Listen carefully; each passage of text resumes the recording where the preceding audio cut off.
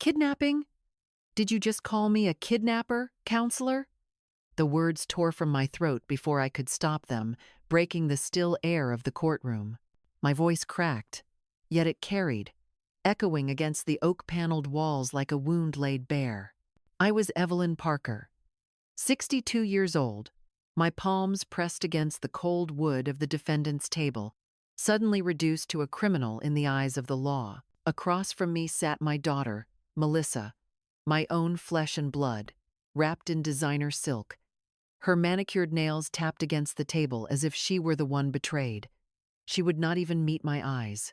The judge adjusted his glasses, the gavel resting inches from his hand, while Melissa's attorney savored the word kidnapping as if it were a blade he had sharpened for this very moment. Behind me, I felt the presence of my 3 grandsons, the boys I had raised for 15 long years. Their silence pressed into my back like a shield, though I knew their futures now dangled by a fragile thread. And in that instant, I understood this was no ordinary trial. This was war.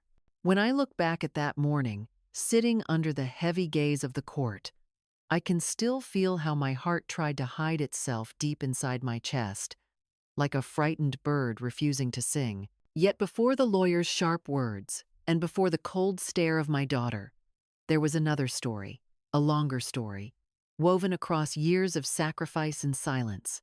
To understand why I ended up at that table, accused of stealing the very boys I had nursed and clothed and prayed over, you would have to go back to the beginning, to the day Melissa walked out of our lives. I was 62, the morning of the trial, but when Melissa first placed those little boys into my arms, I was 47, still working as a nurse at St. Mary's Hospital in Portland. My hair was just beginning to show threads of silver, though I kept it tied neatly at the nape of my neck. Life had already bent me in ways I had not expected. My husband Richard had passed not long before, leaving me with a hollow in my chest and a pension that would never stretch far enough. Yet when Melissa appeared at my door, her arms shaking as she held baby Noah, while Ethan clung to her leg and Caleb whimpered in her shadow, I knew that mourning had to be set aside. Grief could wait. The children could not. Melissa was always a striking girl, with the kind of beauty that turned heads even in the grocery store aisles. She had her father's strong jaw and my hazel eyes, though in her they sparkled with ambition rather than patience. At that time, she was barely 23, already weighed down with the responsibilities of 3 children. She smelled of perfume too heavy for such a young woman, a fragrance that tried to mask the faint scent of cigarettes. "Mom," she said, her voice trembling in the hallway light, "I just need some time, just a little time to figure things out." I wanted to believe her. I wanted to believe that this was temporary, that my daughter was just lost for a season and would soon return. So I opened my arms, gathered the boys, and told her she could rest, that I would hold them until she was ready. I did not know then that ready would never come. Those early years were the hardest. Our apartment was small, one of those cramped 2-bedroom units tucked between a laundromat and a coffee shop that never seemed to close. The neighbors upstairs fought often, their voices crashing through the ceiling like storms rolling over the sea. At night, I would hush the boys to sleep with lullabies I half remembered from my childhood, whispering promises into their ears. "Grandma's here, sweetheart. Grandma's here." I sang not just to soothe them, but to convince myself that I could manage the weight of this new life. Ethan was the oldest, only 2 when Melissa left. He carried a solemnity in his eyes that no child should bear. While other toddlers scattered toys across the floor with wild abandon, Ethan lined his blocks into straight rows, as though order could keep his world from collapsing. He became my little helper, fetching diapers for Noah, patting Caleb's back when he cried, always watching me with a seriousness that pierced my heart. Caleb, the middle one, was softer, a boy who looked at the world with wide curiosity. He would press his small hands against the window, asking questions about the rain, the pigeons, the buses that roared by. He had a quiet intelligence, the kind that blooms in silence. Teachers would later tell me he absorbed everything like a sponge, memorizing facts and stories far beyond his age. But at 3 years old, he simply wanted reassurance that the world was safe. And then there was Noah, the baby, still in diapers, with eyes too big for his tiny face. He was the loudest of the three, demanding milk at midnight, tugging at my sleeve with relentless persistence. He wore glasses from the time he was 5, which only made him look more determined, more ready to challenge the world head-on. Even then, his voice carried a boldness that echoed through our little apartment, refusing to be ignored. Day by day, I fell into the rhythm of motherhood once more, though this time it was seasoned with the exhaustion of age. My back ached from lifting, my hands cracked from washing endless loads of laundry, and yet my heart found a new rhythm in the sound of their laughter. When I tucked them into bed, their small breaths rising and falling like gentle waves, I felt both burdened and blessed.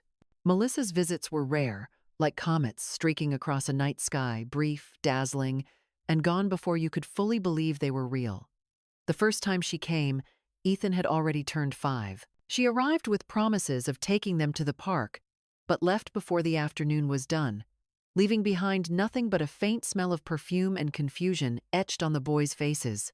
The second time, years later, she came only to ask for money, her nails chipped, her purse empty. I gave what little I could, though her eyes darted away from mine as though ashamed.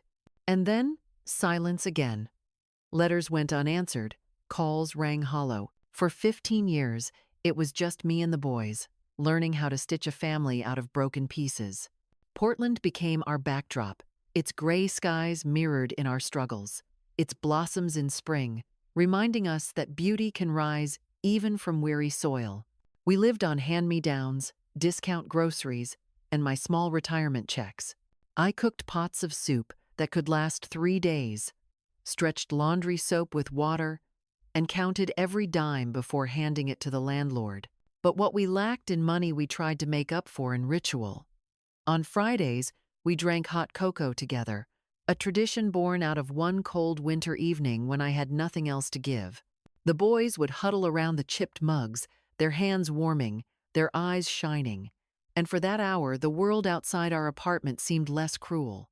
As the years unfolded, the boys grew into themselves. Ethan became a natural leader, often speaking for his brothers in school meetings, his voice steady even when his hands trembled. Caleb sank into books, filling notebooks with sketches of inventions and words he wanted to remember. Noah, always outspoken, became my little soldier, ready to defend me whenever someone made a careless remark about our unconventional family. Through all of it, I carried a guilt I could never quite put down. Each time the boys asked about their mother, I swallowed the lump in my throat and told them, "She loves you. She just needs time." But deep inside, I feared that love was not enough to pull her back to us. I feared that one day they would look at me not as their protector, but as the woman who kept them from knowing their real mother. That fear gnawed at me in the quiet hours of the night. And then came the letter. After 15 years of silence, a letter arrived in the mailbox, with Melissa's handwriting sprawled across the envelope. My hands shook as I tore it open, the paper cutting my finger like a warning. Inside were words I had not expected, words that would unravel the fragile peace we had built. Melissa wanted her children back. That was how I ended up in court, staring at the daughter I no longer recognized, accused of stealing the very lives I had kept from falling apart. The first day in court stretched like an endless road, each second dragging its feet as if unwilling to move forward.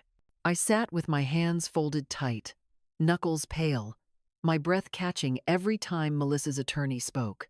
His voice was smooth, practiced, and sharp, like a blade designed to slice not only through paper but through dignity. He painted Melissa as a victim, a fragile mother who had stumbled through shadows of despair and now stood ready to reclaim her rightful place. He called me stubborn, controlling, unwilling to let go. And then, with a flourish of papers, he delivered the word that stung more than any other: kidnapping. Melissa lowered her eyes as tears began to fall, careful drops that glistened beneath the courtroom lights. She spoke of postpartum depression, of how the weight of 3 children had crushed her spirit. She mentioned addiction, the pills that blurred her days, the nights she could not remember. She painted herself as a woman lost in a fog, unable to reach the shore. She cried as if she had been the one abandoned, as if I had stolen her chance at motherhood. But behind her rehearsed sorrow, I remembered the truth. I remembered the long nights in hospital chairs, my body bent and aching, whispering into the fevered ears of little boys who needed comfort. I remembered promising Ethan, when his asthma had him gasping for air at midnight, that he was safe. I remembered holding Caleb's hand during endless tests, telling him that courage was not the absence of fear, but the choice to keep moving anyway. I remembered rocking Noah when nightmares twisted his sleep, humming songs my own mother once sang. None of those nights had Melissa been there. Not once. The boys sat behind me, 3 shadows bound together by silence. Ethan, now nearly grown, with a jaw that looked too old for his age, leaned forward as though ready to speak but held himself back. Caleb's eyes darted across the room, soaking in every detail like he always did, storing it away in that remarkable mind. Noah, still bold, tapped his foot impatiently, his glasses catching the light, his gaze fixed on Melissa with something between confusion and anger. They did not look at me. They did not look at the judge. They watched her, their mother, as if trying to measure whether she was real or just a memory made flesh. At one point, Melissa turned toward me, her face streaked with tears, and said in a voice soft enough to sound like a confession, "Mom, stay out of this. This is between me and my children. This is my house, not yours." Her words struck harder than any gavel could. I wanted to rise, to tell her this was not a house but a home, and that it had been built with my blood, sweat, and tears. Yet I held myself still. The judge leaned forward, his expression stern, his voice carrying the weight of authority. He demanded documentation. "Mrs. Parker," he said, eyes fixed on me, "do you have proof that you have been their guardian?" For a moment, the air seemed to vanish from my lungs.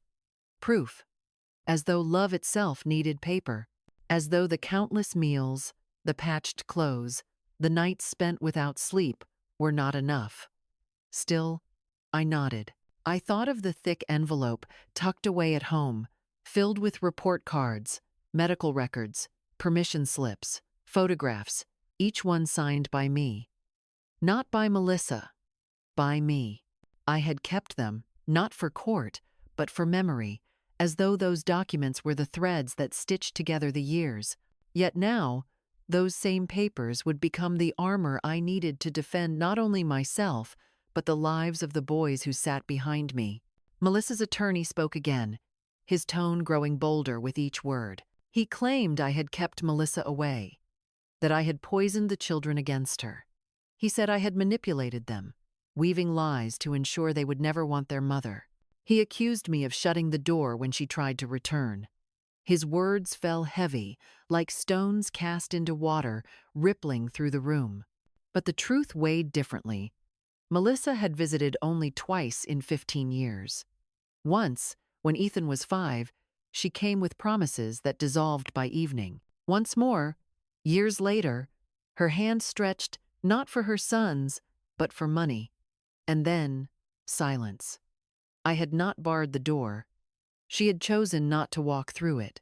The courtroom seemed to tilt, time bending around us. The judge's gaze shifted from Melissa to me, from me to the boys.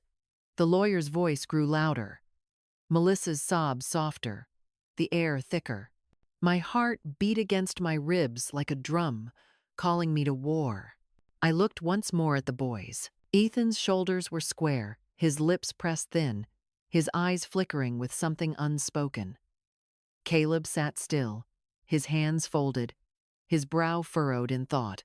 Noah leaned forward, restless, as if ready to leap into the fray. They were no longer toddlers. They were nearly men.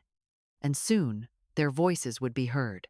The judge's gavel struck, a sound sharp as thunder. He announced that the next session would require testimony. He would hear from the boys themselves, He wanted to know where they wished to live, whose guardianship they wished to remain under. The room erupted in murmurs, the words bouncing like echoes against stone. My chest tightened.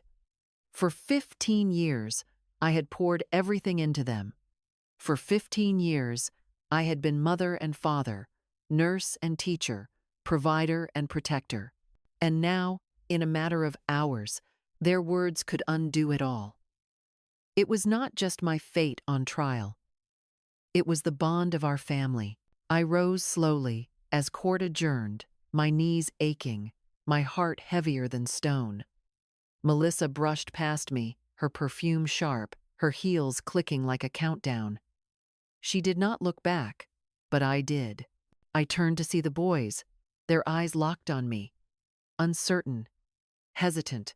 In that moment, I wanted to run to them, to hold them, to remind them of every sacrifice, every promise, every night spent whispering comfort into the dark. Yet I did not move, because tomorrow it would not be my words that mattered. It would be theirs. And I did not know what they would choose. The next day arrived, draped in a thin veil of gray clouds, the kind that seemed to hang low over Portland, pressing against the shoulders of those beneath it. I woke before dawn, unable to close my eyes for more than a few minutes at a time. My old apartment was quiet, but it was the kind of quiet that thrummed with worry. I moved through the rooms slowly, my hands brushing over the framed photographs that lined the walls, each one a frozen memory of the boys I had raised. There was Ethan in his Little League uniform, his glove too big for his hand, yet his grin determined. There was Caleb at the science fair, his face glowing with pride beside a project he had built from scraps of cardboard and wires. And there was Noah, wearing oversized glasses, his head thrown back in laughter, his joy filling the frame more than his body ever could. These were not just pictures. They were proof of life, proof of love, proof of years lived fully, even without their mother. By the time I entered the courtroom again, my legs felt heavy, as though I carried not just my own weight, but the burden of every memory etched into those photographs. Melissa sat already in her chair, a figure of elegance wrapped in a dark blue dress that whispered of money and status. She crossed her legs carefully, her heel dangling like a pendulum, her eyes cold even as her lips curved into a practiced expression of sorrow. To anyone else, she might have looked like a woman desperate to reunite with her children. To me, she looked like someone rehearsing for a role, one she intended to play to perfection. Her lawyer rose with confidence, his voice cutting through the quiet hum of the room. He claimed I had kept Melissa away, that I had created barriers, that I had turned the boys against their own mother. He wove tales of phone calls unanswered, letters returned, doors closed in her face. He spoke as though I had locked her out, when in truth, she had never knocked. His words filled the air like smoke, choking and twisting, hard to breathe through, harder still to fight against. I listened in silence, my fingers pressed together tightly, my back straight though my heart threatened to bend. When the time came for me to speak, I stood with the envelope I had carried carefully in my bag. Its edges were worn from years of handling, the papers inside thick with the weight of 15 years. I placed it on the table before me, the sound of it landing louder than any gavel. "This," I said, my voice steady though my throat burned, "is every school record, every report card, every medical form, every permission slip, signed by me, not once by Melissa." I opened the envelope slowly, pulling out papers one by one. Here is Ethan's first grade report card, Caleb's asthma prescription, Noah's eye exam, every signature, every phone number, every line written in my hand. I was the one the school called when they were sick. I was the one who rushed them to the hospital. I was the one who sat in waiting rooms through the night. Their mother was not there. I was. The room quieted as I spread the papers like a map across the table, the inked lines forming a trail of years that could not be denied. The judge leaned forward, his brows furrowing, his fingers tapping lightly against the wood. Melissa shifted in her chair, her eyes darting toward the documents, then away again. For the first time, her mask cracked, ever so slightly, a flicker of something unsteady flashing across her face. Her lawyer, sensing the moment slipping, pressed on. He asked why I had not sought official guardianship, why I had not filed for custody in those early years. The implication was clear. If I had nothing to hide, why had I not made it legal? My chest tightened as though ropes had been pulled around me, but I met his gaze firmly. Because I believed she would return? I said simply. Because every night, when the boys asked about their mother, I told them she loved them and she just needed time. I held on to hope longer than I should have. Not for me, but for them. I did not file papers because I wanted to believe my daughter would walk back through that door and take her place. But she did not. Whispers spread through the courtroom, the sound like rustling leaves. The lawyer opened his mouth again, ready to strike, but I spoke before he could. My voice grew stronger, fueled not by anger but by the truth that had lived in my bones for so long. She came back only twice. Once, when Ethan was 5, promising to take them to the park. She left before dinner. The second time, she asked me for money. And then she disappeared again. Do not tell me I stole them. She abandoned them. Melissa's tears, once carefully measured, spilled more freely now, though to me they looked less like grief and more like desperation. I could see the cracks spreading across her performance, like paint peeling from an old wall. But beneath those cracks was not sorrow. It was hunger, sharp and calculating. And then, the truth I had suspected for months surfaced like a shadow in daylight. Melissa did not return because of love. She returned because of money. My late husband, Richard, had left a life insurance policy, one that would pass to the boys when they turned 18. That milestone was approaching quickly, the inheritance more than Melissa could ignore. She had not come for bedtime stories or hot cocoa nights. She had come for control. I watched her fingers tremble as the lawyer mentioned finances, his words slipping carefully into the testimony. He spoke of providing stability, of ensuring the boys' future, of Melissa's desire to manage what was rightfully theirs. And in that moment, I knew with certainty, her motive was not reunion. It was possession. The judge, his expression unreadable, called for a recess. His voice rang with finality, echoing through the wooden chamber. He announced that when court resumed, the boys themselves would speak. They would stand, one by one, and declare where they wished to live. The sound of his gavel struck like thunder, splitting the air. My heart faltered, the rhythm of it uneven, my breath shallow. For 15 years I had been their world, their anchor in every storm. And now, in a single afternoon, their voices could decide if I was mother or if I was nothing. I sat back slowly, my body trembling, though I forced my hands to remain steady. Melissa turned her head toward me, her eyes glittering with something that was not triumph but challenge. She believed she still had a chance, that blood alone could tether them back to her. Yet I held on to the hope that love, not blood, would be the bond that spoke louder. The recess began, and I rose on weary legs. The envelope of documents still spread before me like a battlefield scarred with evidence.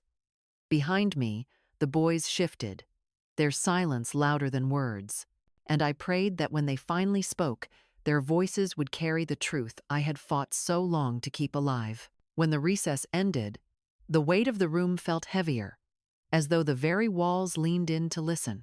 The benches creaked softly as people returned to their seats, the shuffle of papers echoing like whispers of fate.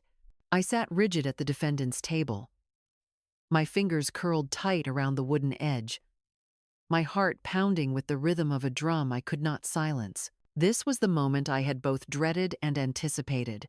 The boys were about to be called forward, their voices deciding not only their future but mine. The bailiff's voice rang out, steady and solemn, as he called Ethan first.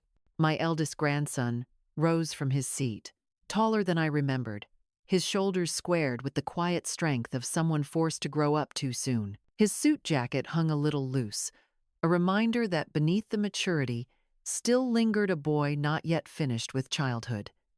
He walked toward the stand, each step echoing, the sound of a child becoming a man. When Ethan sat down, his eyes did not search for mine. Instead, he looked straight ahead at the judge, his jaw firm, his hands clasped in front of him. The judge asked if he understood the seriousness of speaking under oath, and Ethan nodded. His voice, when it came, was steady but soft, carrying the weight of 17 years. "Ethan," the judge said, "tell us about your life with your grandmother. Tell us what you want." My chest tightened, the air barely finding its way into my lungs. Ethan paused, his eyes flicking toward Melissa for just a second, then returning to the judge. "We don't really know our mother," he began, his words slow and deliberate. "But we'd like to try." It felt as if the ground shifted beneath me. His voice struck my heart like a blade cloaked in tenderness, not meant to harm but piercing all the same. My breath caught, though I forced a smile to rise on my face. I would not let him see my heart break. Instead, I nodded, my lips forming silent words. "It's all right." The courtroom stirred with murmurs, the sound rising like wind before a storm. Melissa's tears fell again, this time faster, more convincing. Her lawyer leaned closer, whispering something into her ear, while she placed a hand delicately against her chest, as though Ethan's words had healed a wound rather than opened one. But I knew better. I had watched that boy for 17 years, seen the weight he carried, the responsibility he should never have had to bear. His words did not erase the bond we had built, nor did they erase the countless nights he had turned to me instead of her. He was trying to be fair, to give Melissa a chance, even if she had not earned it. That was Ethan's heart, too forgiving, too willing to believe the best in others. Caleb was called next. He moved more hesitantly, his hands fidgeting, his gaze lowered as if the floor might offer him answers. He had always been the thoughtful one, the boy who carried questions like stones in his pockets.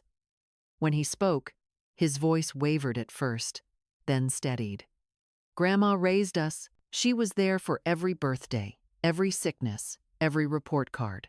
She is our family. But maybe Mom has changed. Maybe she deserves another chance."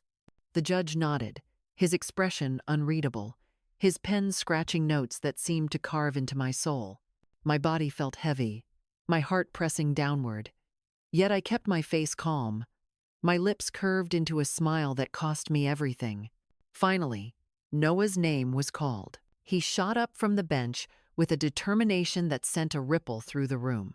His glasses glinted under the fluorescent lights as he strode to the stand, his chin lifted high, his voice loud enough to fill every corner of the chamber. "I don't want to live with her," he declared, pointing toward Melissa with a boldness that startled even the judge. "She left us. She didn't come back. Grandma is our mom. She's the one who stayed." Gasps erupted from the courtroom, whispers rising like a sudden tide. Melissa's face paled, her hand clutching at the fabric of her dress, her mouth opening but no words forming. Her lawyer tried to object, but the judge silenced him with a sharp glance. Noah continued, his voice trembling now, not from fear, but from the rawness of truth. "I remember waiting by the window. I remember asking if she was coming. She never did. Grandma was there. Always. I don't care about money. I don't care about excuses. I want to stay with her." Tears blurred my vision as I listened. My hand pressed against my chest to keep from collapsing beneath the weight of his words.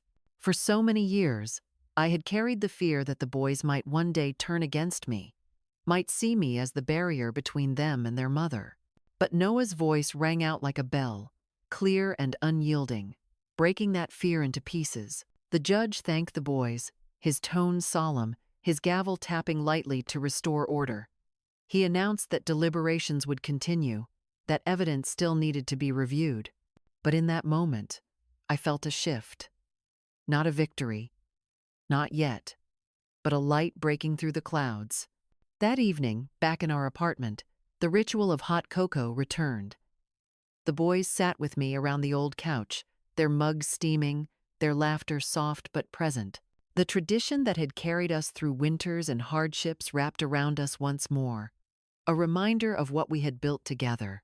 I watched them sip and smile, the glow of the lamp casting halos around their faces, and I thought, whatever comes next, whatever the court decides, these moments are ours. They cannot be taken. Yet even as the warmth of cocoa soothed us, a message arrived from Melissa.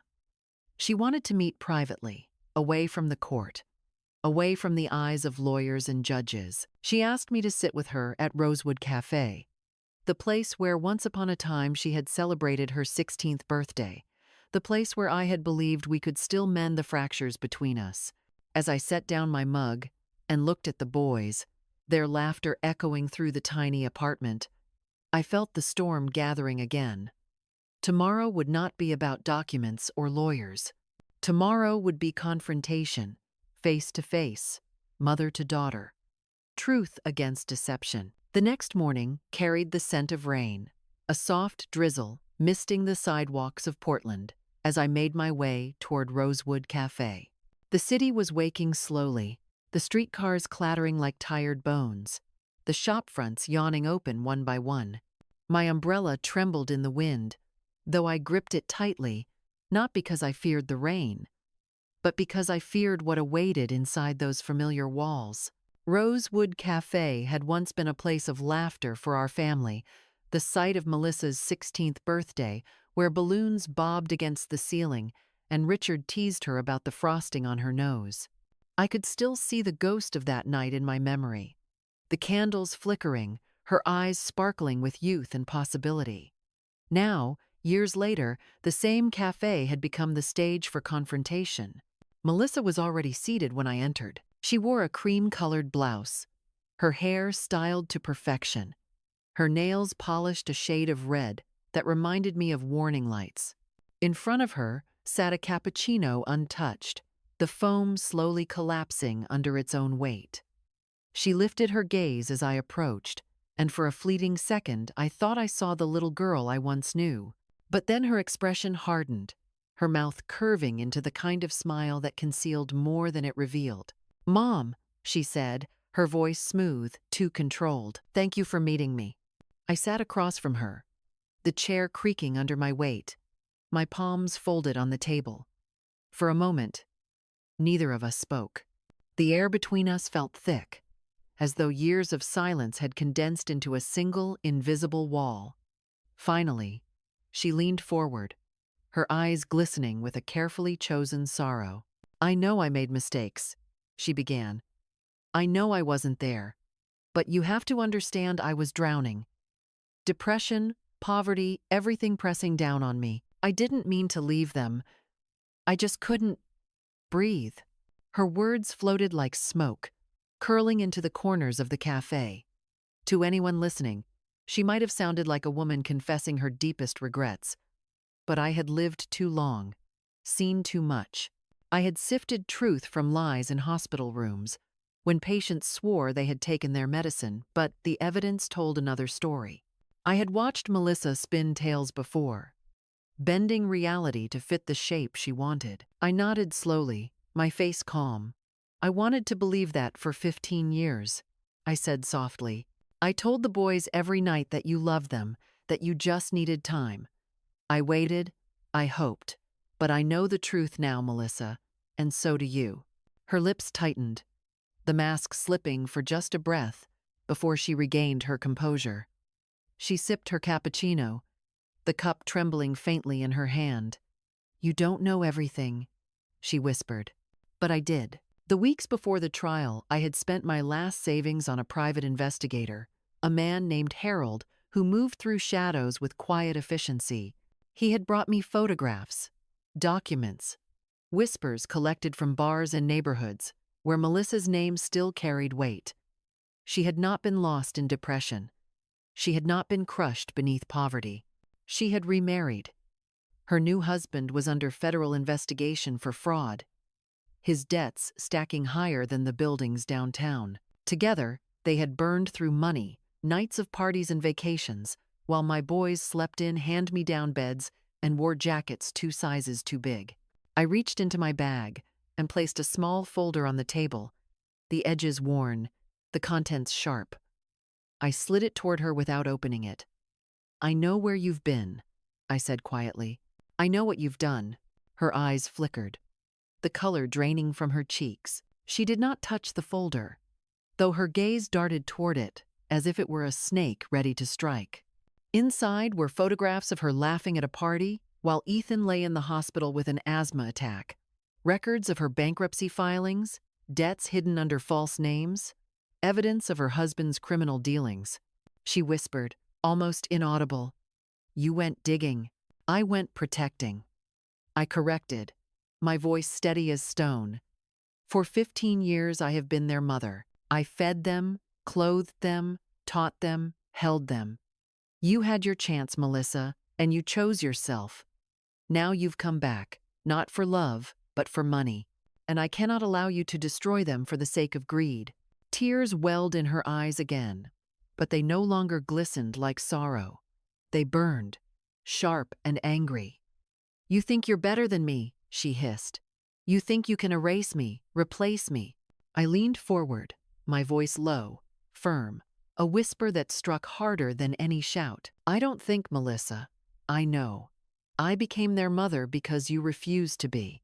And if you push this any further, I will not only prove it in court, I will destroy everything you have left. You have 15 hours. Walk away or face ruin." Silence fell between us, heavy and unyielding.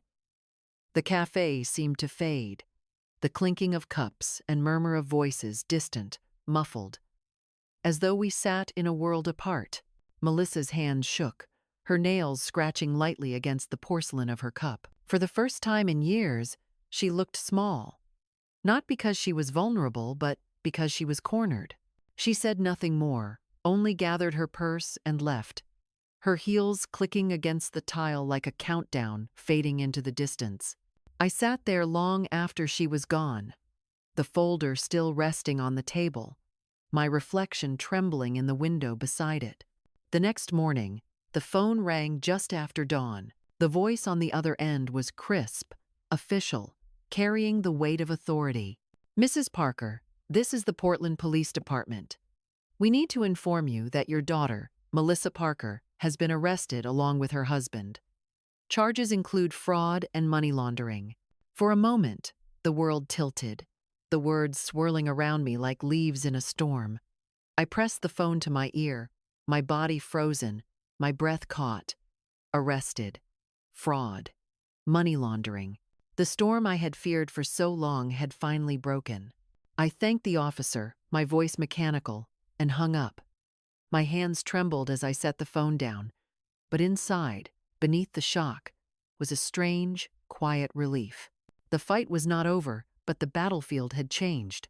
That evening, I gathered the boys in our living room, the lamplight casting soft halos around their faces. I told them the truth, gently, carefully, watching their expressions shift from surprise to understanding, from anger to something like peace. Ethan took my hand, his eyes steady, his voice firm. "Don't ever apologize for loving us," he said.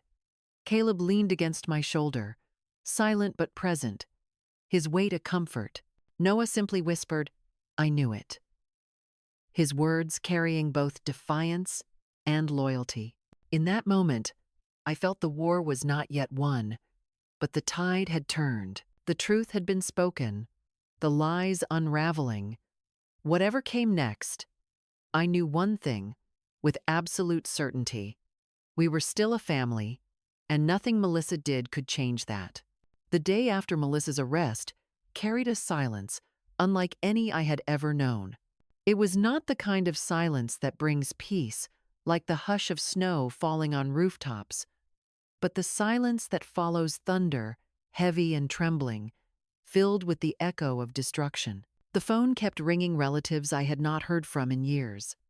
Neighbors curious, reporters hungry for a quote, but I let it all go unanswered. I sat at the kitchen table, the boys nearby, the old clock ticking too loudly against the wall, its hands moving with cruel steadiness while my thoughts whirled in chaos. I could not escape the memory of her face at Rosewood Cafe. The mask she wore, the moment it cracked, the fury that burned behind her eyes when she realized her lies would not stand. For years, I had begged heaven to bring her back, to soften her heart, to heal whatever brokenness had driven her away. Yet when she did return, it was not for love, but for possession. Now, with handcuffs clasped around her wrists and headlines shouting her shame, I found myself asking the question I had feared most. Had I lost my daughter forever? But grief could not linger. There were still court dates, still hearings, still voices demanding to know what would become of 3 boys, whose mother now wore the title of criminal. The judge called us back within days, his gavel striking sharp against the wood as he demanded updates. Melissa was absent, her seat empty, save for the folded papers her lawyer carried. The man looked weary, his confidence deflated, his words no longer dripping with arrogance but with the sour taste of defeat. He tried, of course. He spoke of Melissa's struggles, of her illness, of her desire to reform. He painted her arrest as a mistake, a misstep, an unfortunate coincidence.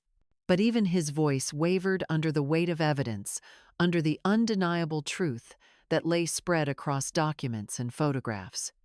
The judge listened with patience, then turned his gaze toward me. His eyes softened for the briefest moment, as if acknowledging the years that had carved lines into my face, the sacrifices written in the gray of my hair. "Mrs. Parker," he said, his tone firm yet not unkind, "this court acknowledges your role as the guardian of these boys for over 15 years. The evidence you have provided is extensive and credible. However, before I deliver a ruling, I must hear once more from the children. Their voices carry weight in this matter, and their wishes must be recorded."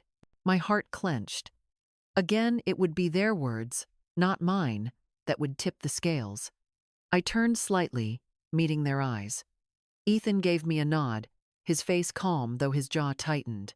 Caleb's hands trembled, his notebook clutched tightly against his chest.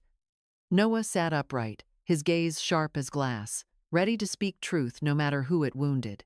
Ethan stood first, his voice low but unwavering. "We are not confused anymore," he said, glancing briefly at his brothers before continuing. "We know who raised us. We know who showed up. Grandma is our mother. She always has been." His words, simple yet powerful, filled the room with a clarity no lawyer could twist. Caleb followed, his tone softer, thoughtful, every word chosen carefully.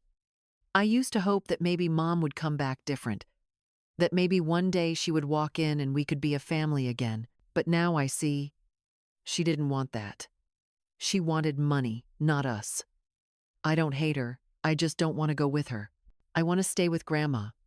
His voice cracked on the last word, a tremor that struck my heart harder than any accusation ever could.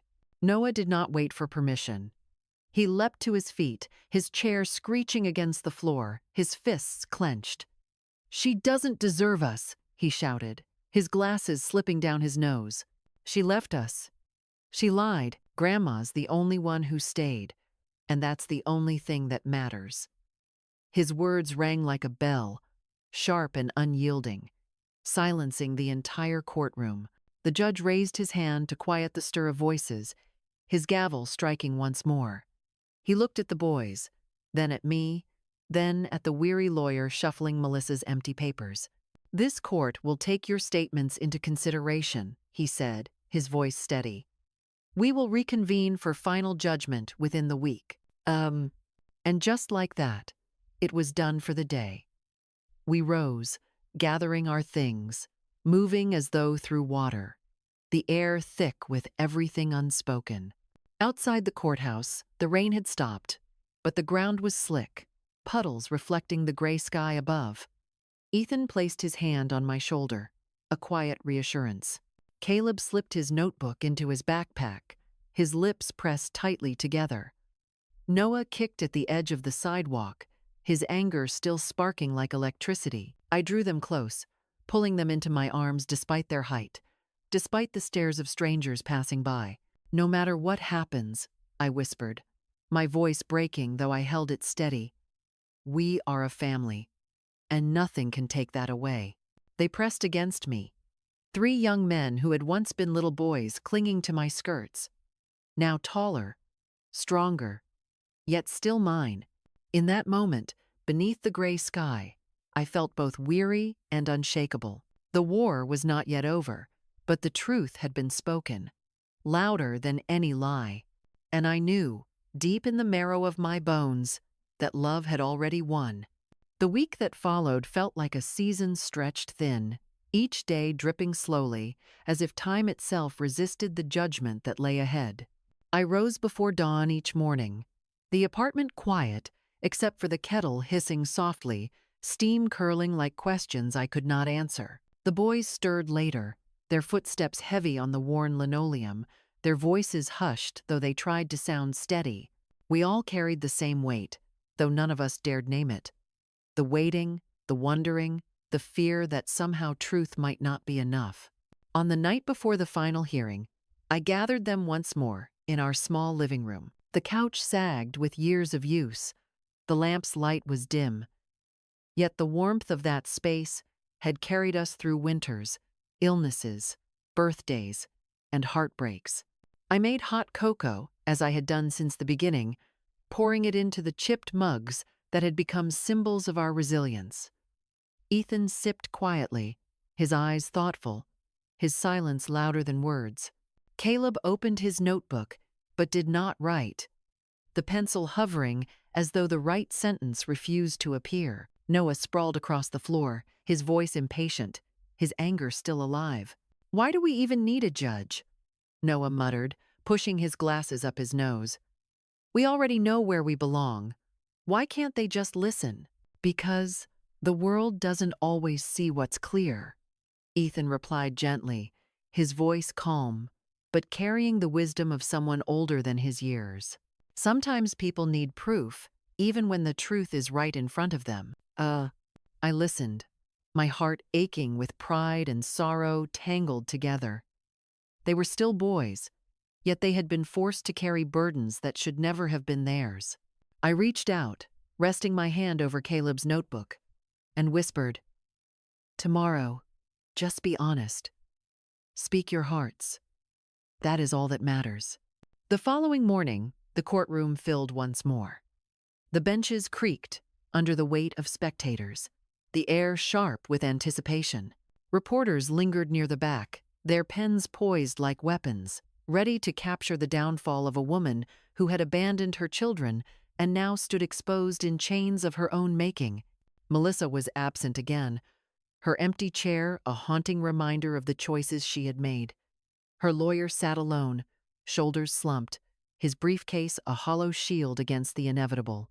The judge entered, his robe flowing, his gavel striking the wood, with a sound that silenced the room. He spoke with gravity, his words deliberate, each one falling like stone into water. He recounted the evidence, the records I had provided, the testimonies of the boys, the undeniable truth of 15 years of sacrifice. He acknowledged Melissa's absence, her crimes, her betrayal not only of law but of blood. Then his gaze turned to me. For a heartbeat, the world stopped. His voice, though measured, carried the weight of finality. "Mrs. Parker, this court recognizes you as the legal guardian of Ethan, Caleb, and Noah Parker. Custody shall remain with you until each reaches adulthood. The evidence supports that you have acted in their best interest, providing consistent care, stability, and love. This ruling is final."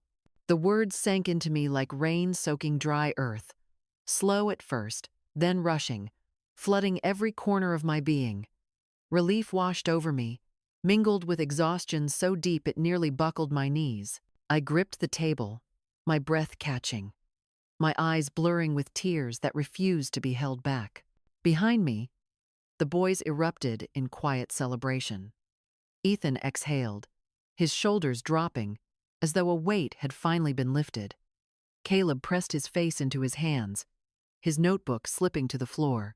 Noah let out a triumphant cheer, earning a stern look from the bailiff but refusing to dim his joy. Their voices, their relief, their laughter, it filled the courtroom with something that had been absent for so long. Hope. I turned to face them, my vision hazy, and they rushed forward.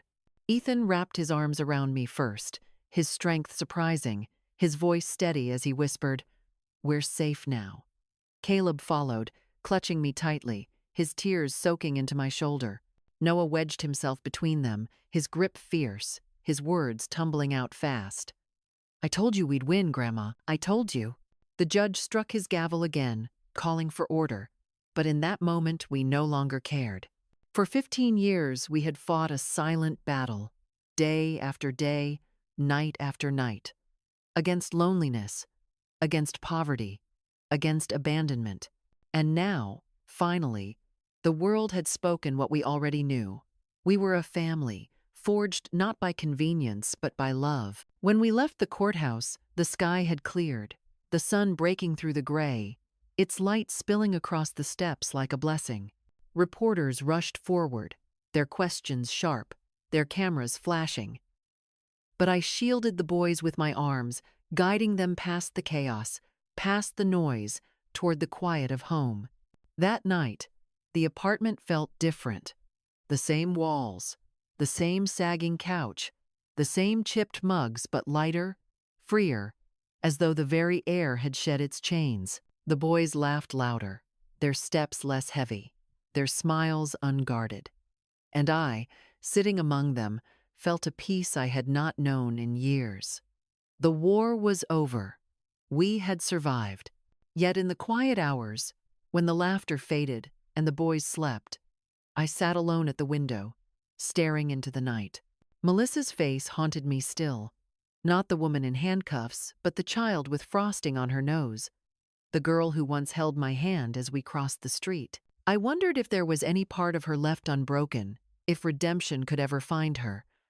My heart ached with the weight of a mother's love, twisted by disappointment, yet unable to vanish. But as I listened to the soft rhythm of 3 boys breathing in their rooms, I knew where my duty lay. My daughter had chosen her path. Mine was here, with them. Always. 6 months passed, as if carried on the wings of change. The seasons turned gently, the gray Portland skies giving way to blossoms that scattered petals along the sidewalks, then to the golden hush of summer, and now into the rustle of autumn leaves.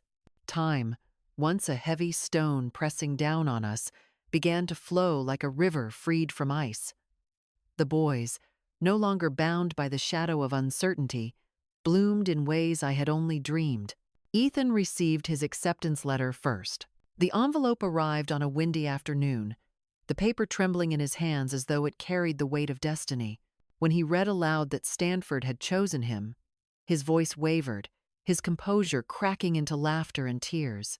Caleb followed weeks later, his acceptance from MIT delivered in a thick package that made his fingers shake. Noah, the youngest yet never one to be left behind, tore open his letter from Northwestern with a grin that stretched ear to ear. The apartment, once filled with whispers of fear, now burst with celebration, the walls echoing with joy. We marked each achievement with our ritual of cocoa, though the mugs seemed too small for the men they were becoming. Ethan sat taller, his shoulders broad, his smile quiet but proud. Caleb spoke faster, his words tumbling over each other as he shared dreams of inventions and ideas that might change the world. Noah laughed louder, his boldness now tempered with purpose, his eyes burning with plans that stretched far beyond the walls of our apartment. One evening, as the sun dipped low, painting the sky in hues of gold and crimson, the boys gathered me into the living room with solemn expressions. I feared bad news, my heart leaping, but instead Ethan spoke, his tone steady. "We've decided," he said, glancing at his brothers. "We want to change our last name. From now on, we will be Parker Brown, to honor you, Grandma, to carry your name as ours." The words struck me deeper than any court ruling, deeper than any judge's gavel. Tears spilled freely, warm rivers tracing lines down my cheeks. My name, carried into the future, not by obligation, but by choice, by love. I tried to protest, to remind them that their mother was still part of them, that blood cannot be erased. But Ethan took my hand, his eyes unwavering. "We are not erasing," he said. "We are honoring. You are our true mother." That night, I sat awake long after they had gone to bed, the papers for the name change resting on the table, my fingers tracing the letters. The weight of those years, the nights spent pacing hospital halls, the mornings of hunger stretched thin by frugality, the afternoons of homework and worry, all condensed into that single act of love. They had chosen me, not by accident, not by default, but deliberately. With their inheritance money, the boys insisted on buying us a new home. It was not extravagant, but to me it felt like a palace. Spacious rooms filled with sunlight, a kitchen large enough for us to cook together without bumping elbows, a garden where Caleb could plant herbs, and Noah could kick a soccer ball without knocking over lamps.